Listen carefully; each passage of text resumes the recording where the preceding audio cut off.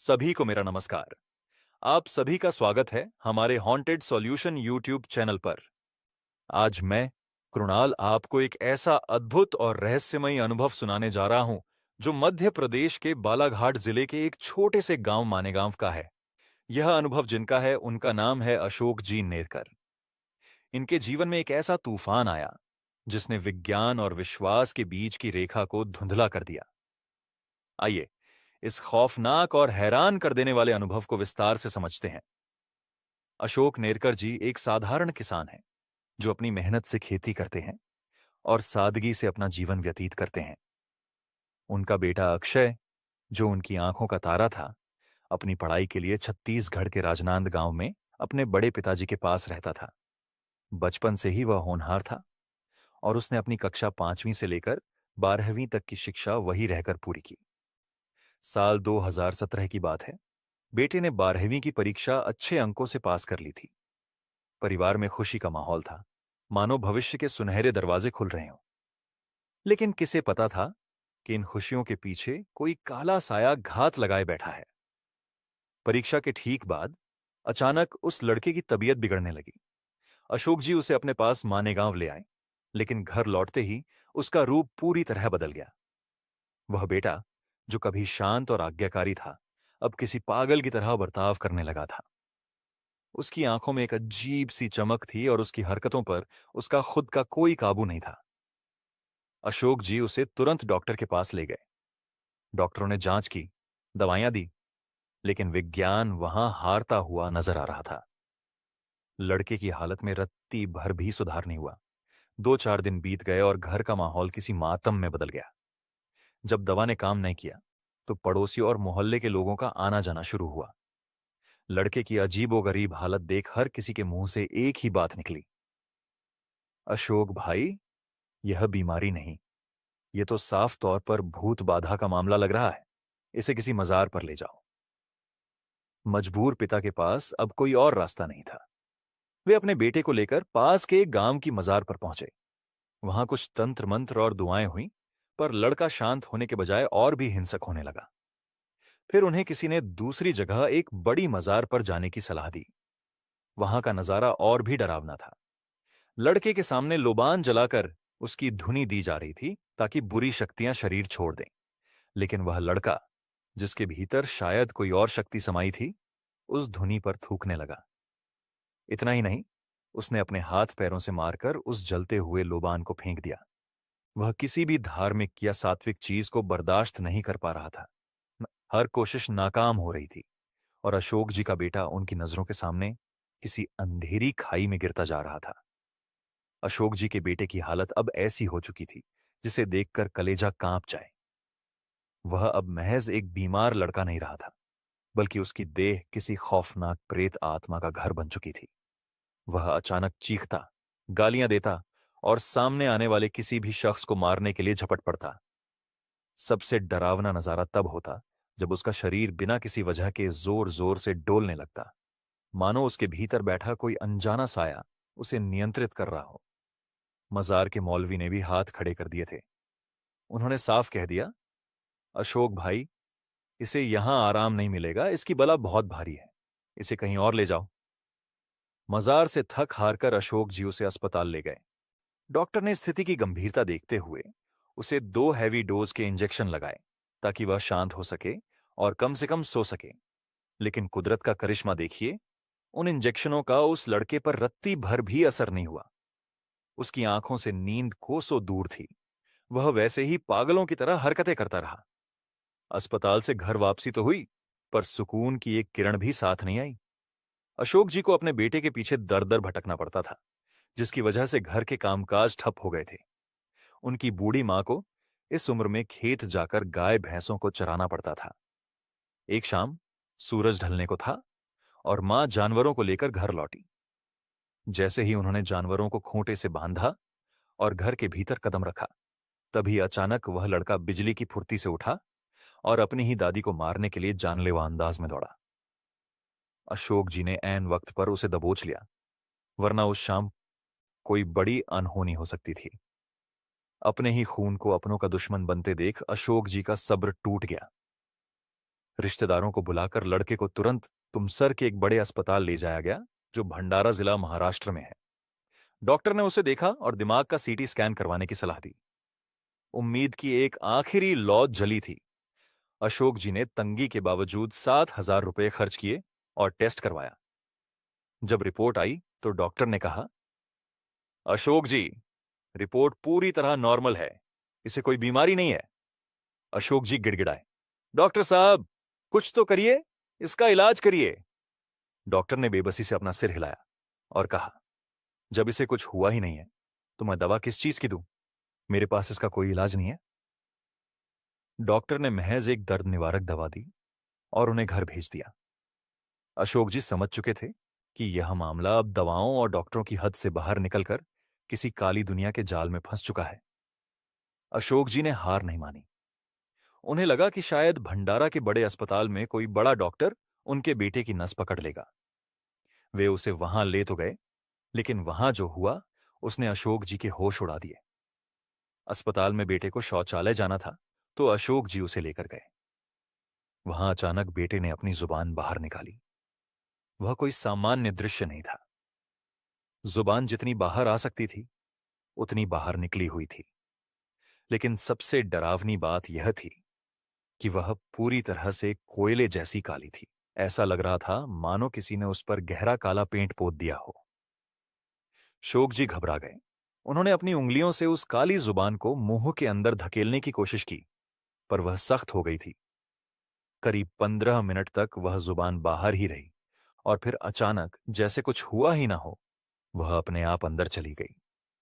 Doctor ने कुछ दवाइयां दी और अशोक जी उसे लेकर सीधे अपने ससुराल सिंधपुरी चले गए। सिंधपुरी में लोगों ने सलाह दी कि इसे तुरंत नागपुर के बड़े अस्पताल ले जाओ, क्योंकि अब उसकी हरकतें हिंसक होती जा रही थीं। यह वर्ष 2017 में नवरात्रि से ठीक पहले का समय था। अशोक जी की पत्नी, जो अब तक अपने घर पर थी, बेटे की खबर सुनकर बदहवास होकर अपने मायके सिंधपुरी पहुंची। जैसे ही उन्होंने हाथ पांव धोकर घर के भीतर कदम रखा, नियति ने एक और क्रूर प्रहार किया। अचानक अशोक जी की पत्नी भी ठीक वैसी ही हरकतें करने लगी जैसी उनका बेटा कर रहा था। जो औरत चंद लम्हे पहले तक बिल्कुल भली चंगी थी, वह एकाएक पागलों की तरह व्यवहार करने लगी। अब अशोक जी के सामने एक नहीं, बल्कि दो दो जिंदगियां दांव पर थीं। घर के भीतर मां और बेटा दोनों ही किसी अनजानी शक्ति के वश में थे। न डॉक्टर काम आ रहे थे, न दवाइयां। हालत इतनी बेकाबू हो गई कि अशोक जी के साले ने तुरंत एक गाड़ी किराए पर ली। मां और बेटे दोनों को जबरन गाड़ी में बिठाया गया। अशोक जी अब समझ चुके थे कि यह लड़ाई किसी वायरस या बैक्टीरिया से नहीं, बल्कि किसी ऐसी ताकत से है जिसे विज्ञान नहीं मानता। गाड़ी तेजी से पास के एक गांव की ओर दौड़ रही थी, जहां एक पंडित के बारे में सुना गया था कि वह ऐसी बलाओं का काट जानता है। अशोक जी की आंखों में आंसू थे और मन में बस एक ही सवाल, क्या उनकी पत्नी और बेटा कभी पहले जैसे हो पाएंगे? गाड़ी अभी शुरू ही हुई थी कि अचानक अशोक जी की पत्नी का गला जैसे सूख गया हो। उन्होंने तड़पते हुए पानी मांगा। घर से एक गिलास पानी लाया गया, लेकिन उन्होंने उसे हाथ तक नहीं लगाया। उनकी आंखों में एक अजीब सी जिद्द थी। उन्होंने चिल्लाकर कहा, मुझे गिलास से नहीं, पूरी घाघर से पानी पीना है। अशोक जी और उनके साले समझ चुके थे कि यह प्यास किसी इंसान की नहीं है। आनन फानन में 8 लीटर पानी से भरी एक स्टील की घाघर लाई गई। पत्नी ने उसे मुंह लगाया और गाड़ी चल पड़ी। पंडित के घर पहुंचने में महज 15 मिनट लगे थे, और विश्वास कीजिए, उस वक्त उन्होंने वो पूरी 8 लीटर की घाघर खाली कर दी। गाड़ी रुकी तो उन्होंने फिर से पानी मांगा। प्यास बुझने का नाम ही नहीं ले रही थी। गांव पहुंचते ही फिर से 8 लीटर पानी भरा गया, और उन्होंने देखते ही देखते वो दूसरा घड़ा भी कटक लिया। कुल 16 लीटर पानी। एक सामान्य इंसान के लिए इतना पानी पीना नामुमकिन है, लेकिन वहां तो कोई और ही खेल चल रहा था। अब जो हुआ उसने विज्ञान के सारे नियमों को निस्तनाभूत कर दिया। पानी तो अशोक जी की पत्नी पी रही थी, लेकिन उसका परिणाम उनके बेटे के शरीर पर दिख रहा था। बेटा, जो पास ही बैठा था, हर 10 मिनट में पेशाब करने लगा। ताज्जुब की बात यह थी कि उसे होश ही नहीं रहता था कि वह क्या कर रहा है। वह अपनी पैंट में ही पेशाब कर देता और उसे इस बात का जरा भी एहसास नहीं होता था। वह 16 लीटर पानी जो पत्नी ने पिया था, उसे बेटे ने 1 घंटे के भीतर हर 10 मिनट में पेशाब करके शरीर से पूरी तरह बाहर निकाल दिया। ऐसा लग रहा था मानो दोनों के शरीर किसी अदृश्य तार से जुड़े हुए हों। पंडित के घर पहुंचते ही इलाज का तामझाम शुरू हुआ। पंडित ने मंत्रों का उच्चारण किया, दिया जलाया और नींबू उतारकर बाहर फेंकने को कहा। अशोक जी बड़ी उम्मीद से सब देख रहे थे। नींबू फेंके गए, दुआएं हुईं, तंत्र मंत्र हुआ, लेकिन नतीजा वहीं शून्य। न बेटे की पागलों जैसी हरकतें कम हुईं, न पत्नी का वो डरावना रूप बदला। पंडित की सारी विद्या उस काली शक्ति के सामने छोटी पड़ गई। हार मानकर बुझे हुए मन से अशोक जी दोनों को वापस घर लेकर आ गए। रात गहरा रही थी और डर अब उनके घर की दीवारों में समा चुका था। सवाल अब भी वही था, अगर दवा और दुआ दोनों हार गई तो अब सहारा किसका? अशोक जी के घर में अब एक अजीब सा तमाशा शुरू हो चुका था। उनकी पत्नी के शरीर में बैठा वो साया अब अपनी पहचान बदलने लगा था। वह कभी चीख कर कहता, मैं देवी हूं, मैं दुर्गा हूं।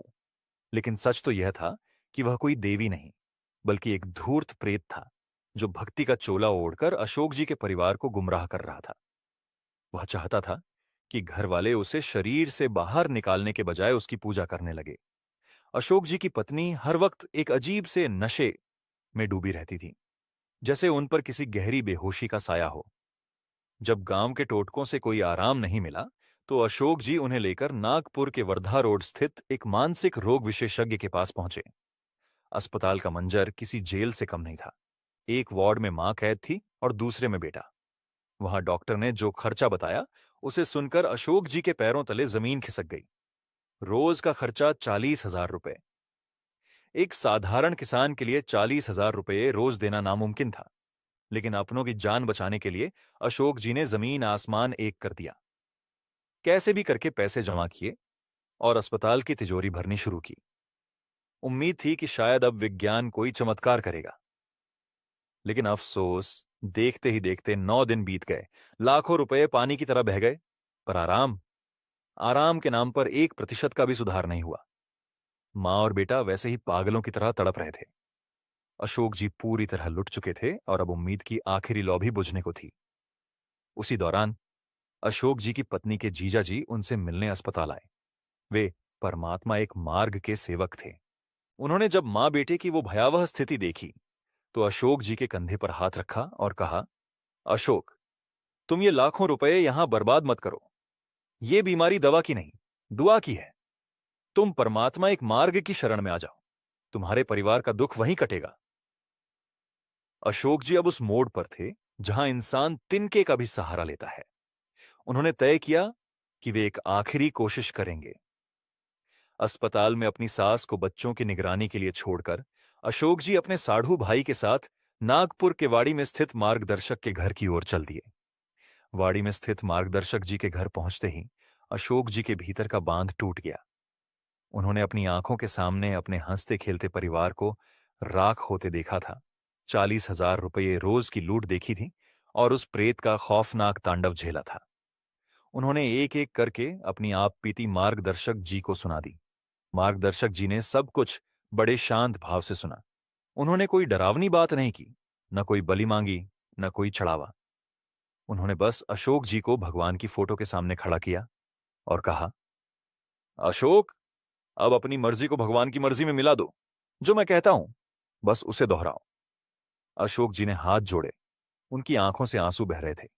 मार्गदर्शक जी शब्द बोल रहे थे और अशोक जी उनके पीछे वहीं दोहरा रहे थे। उन्होंने भगवान के सामने एक वचन दिया, हे परमात्मा, यदि मेरी पत्नी और मेरे बेटे को इस नर्क से मुक्ति मिलती है, यदि वे पूरी तरह ठीक हो जाते हैं, तो मैं इस परिवार, इस परमात्मा एक मार्ग को स्वीकार करूंगा। ये केवल शब्द नहीं थे, यह एक मरते हुए पिता और बेबस पति की आखिरी पुकार थी।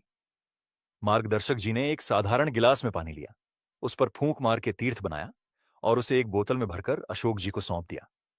उन्होंने साफ शब्दों में कहा, अशोक, ये लो तीर्थ।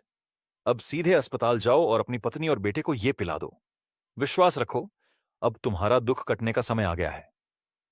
अशोक जी ने उस बोतल को ऐसे पकड़ा जैसे कोई डूबता हुआ इंसान तिनके को पकड़ता है। लाखों की दवाइयां जो 9 दिनों में नहीं कर पाई, क्या वो एक बोतल पानी कर दिखाएगा? वे दोनों तेजी से अस्पताल की ओर आए। अशोक जी हाथ में तीर्थ की वो बोतल लेकर सबसे पहले महिला वार्ड की ओर भागे। वहां उनकी पत्नी भर्ती थी। वार्ड के दरवाजे पर तैनात नर्स ने उन्हें रोका और शक भरी निगाहों से उस पानी की बोतल को देखा। नर्स के मन में डर था। उसने कड़वाहट से पूछा, अशोक जी, इस पानी में कहीं जहर तो नहीं मिलाया आपने? अशोक जी का दिल पहले ही दुखों से छलनी था। उन्होंने भर्राई आवाज में जवाब दिया, बहन जी, 9 दिन से मेरी पत्नी यहां मौत और जिंदगी के बीच झूल रही है। क्या एक पति अपनी पत्नी को जहर पिलाएगा? साथ में खड़े साले ने भी गवाही दी। तब जाकर नर्स ने उन्हें अंदर जाने की इजाजत दी। वार्ड के भीतर का नजारा देखकर अशोक जी की रूह फना हो गई। उनकी पत्नी, जो कभी घर की लक्ष्मी थी, आज लोहे की भारी जंजीरों से पलंग पर जकड़ी हुई थी। उसके हाथ पैर बंधे थे क्योंकि वह इतनी हिंसक हो चुकी थी कि किसी पर भी थूक देती थी और मारने दौड़ती थी। उसे एक जानवर की तरह बांधकर रखा गया था। नर्स ने उनके पत्नी का नाम लेकर आवाज लगाई, दवा पी लो। पत्नी ने आंखें तो नहीं खोली, पर बेबसी में अपना मुंह खोल दिया। अशोक जी ने कांपते हाथों से बोतल का ढक्कन खोला और थोड़ा सा तीर्थ उसके मुंह में डाल दिया। पत्नी को तीर्थ पिलाकर अशोक जी तुरंत मुड़े और चौथी मंजिल पर स्थित पुरुष वार्ड की ओर दौड़े, जहां उनका बेटा अक्षय भर्ती था। वार्ड दूर था तो उन्हें पहुंचने में करीब 10 मिनट लगे, लेकिन जैसे ही वे बेटे के वार्ड के पास पहुंचे, उनके पीछे खौफनाक चीखें सुनाई दी। उन्होंने पीछे मुड़कर देखा तो उनके पैरों तले जमीन खिसक गई। उनकी पत्नी, जो अभी 10 मिनट पहले जंजीरों में जकड़ी थी, वह दौड़ती हुई जेंट्स वार्ड तक आ पहुंची थी। वह पागलों की तरह अपने बेटे का नाम पुकार रही थी। अस्पताल के कर्मचारी सन्न रह गए कि एक जंजीरों में बंधी महिला आखिर लेडीज वार्ड से भागकर यहां तक कैसे आई। वहां के कर्मचारियों ने उन्हें पकड़ा और वापस लेडीज वार्ड ले गए। अशोक जी वार्ड के भीतर गए और अक्षय को आवाज दी। अक्षय को जंजीरों से नहीं बांधा गया था। अशोक जी ने विनती की, बेटा, यह भगवान के नाम का पानी है, इसे पी ले। लेकिन अक्षय के भीतर बैठी वो शक्ति उसे रोक रही थी। उसने दो टूक कह दिया, मैं नहीं पीऊंगा इसे। अशोक जी वहीं टूट गए। उनकी आंखों से बरबस आंसू बहने लगे। वे अपने बेटे के सामने गिड़गिड़ाने लगे, बेटा, जैसा लोग कह रहे हैं वैसा मैं कर रहा हूं। लाखों रुपए लुटा चुका हूं। बस एक बार मेरा मान रख ले और इसे पी ले। वहां सन्नाटा छा गया। 10 मिनट तक अक्षय ने कोई जवाब नहीं दिया। अशोक जी की सांसें अटकी हुई थीं। फिर अचानक अक्षय की आवाज बदली। उसने धीरे से कहा, ठीक है पिताजी, दे दो, मैं इसे अपने हाथ से पीऊंगा। अक्षय ने बोतल ली और पानी पी लिया। अशोक जी का गला भराया। वे चौथी मंजिल से नीचे अपने साले और सास के पास आ गए। वे इतने भावुक थे कि उनके शब्द साथ नहीं दे रहे थे। अशोक जी बेबसी के आलम में नीचे पार्किंग में जाकर बैठ गए थे। उनके दिल में उथल पुथल मची थी। तभी अचानक उनकी नजर ऊपर चौथी मंजिल की बालकनी पर पड़ी। वहां उनका बेटा अक्षय खड़ा था। उसने जैसे ही अशोक जी को देखा, अपना हाथ हवा में लहराया और बड़े ही साफ और संतुलित स्वर में आवाज दी, पापा, मैं पागल नहीं हूं। आपने मुझे इस पागल खाने में क्यों लाकर रखा है? अशोक जी के कानों में यह आवाज किसी अमृत की तरह घुली। वे पागलों की तरह दौड़ते हुए चौथी मंजिल पर पहुंचे। अक्षय दरवाजे के पास खड़ा था। जैसे ही उसने अपने पिता को देखा, वह दौड़कर उनके करीब आया। बीच में लोहे की सलाखों का दरवाजा था, पर अक्षय की आंखों में अब वह पुराना वाला नूर था। उसने धीरे से कहा, पापा, आपने जो पानी मुझे पीने के लिए दिया था, उसे पीते ही मुझे बहुत अच्छा लग रहा है। मेरा सिर हल्का हो गया है। यहां बहुत से पागल लोग हैं। मुझे डर लग रहा है। मुझे घर ले चलिए। अशोक जी की आंखों से खुशी के आंसू बहने लगे। वे तुरंत महिला वार्ड की ओर भागे। वहां उनकी पत्नी, जो अभी कुछ देर पहले जंजीरों में जकड़ी हुई थी और खुद को दुर्गा बता रही थी, वह अब बिल्कुल शांत बैठी थी। अशोक जी को देखते ही वह फूट फूट कर रोने लगी और बोली, आपने मुझे ये कहा लाकर डाल दिया है। मुझे यहां से निकालिए। मुझे अपने घर जाना है। वही पत्नी, जो 9 दिनों से किसी को पहचान नहीं रही थी, अब अपने पति को पहचान चुकी थी। वह साया जो उन्हें नचा रहा था, उस तीर्थ की एक बूंद के सामने हार कर भाग चुका था। चमत्कार तो हो चुका था, लेकिन अब बारी थी हकीकत की। अशोक जी सीधे डॉक्टर के केबिन में पहुंचे और भर्राई आवाज में पूछा, डॉक्टर साहब, अब हमारा कितना बिल बाकी है? डॉक्टर ने कंप्यूटर पर उंगलियां चलाई और बेरुखी से कहा, 40,000 रुपए और जमा करने होंगे। अशोक जी के पैरों तले जमीन खिसक गई। दशहरा का त्योहार था, बैंक बंद थे और जेब पूरी तरह खाली हो चुकी थी। चाहकर भी वे उस वक्त अपने परिवार को उस नर्क से बाहर नहीं निकाल पा रहे थे। मजबूरी में उन्हें 2 दिन और वहीं रुकना पड़ा, क्योंकि पैसे का इंतजाम नहीं था। अंत में उनके कुछ दयालु रिश्तेदारों ने हाथ बढ़ाया और पैसे उधार दिए। अशोक जी ने कांपते हाथों से बिल भरा और अपनी पत्नी और बेटे को उस अस्पताल की काली दीवारों से हमेशा के लिए आजाद करवाया। लाखों की दवाइयां जो 9 दिनों में नहीं कर पाई, वो एक छोटे से ढक्कन भर पानी ने महज आधे घंटे में कर दिखाया। अस्पताल के उन 11 दिनों ने अशोक जी को जीवन का सबसे बड़ा सबक सिखा दिया था। 9वें दिन तीर्थ की कुछ बूंदों ने जो चमत्कार किया, उसने लाखों की दवाइयों को बौना साबित कर दिया। लेकिन उन 2 अतिरिक्त दिनों की मजबूरी और अस्पताल की फीस ने अशोक जी की कमर तोड़ दी थी।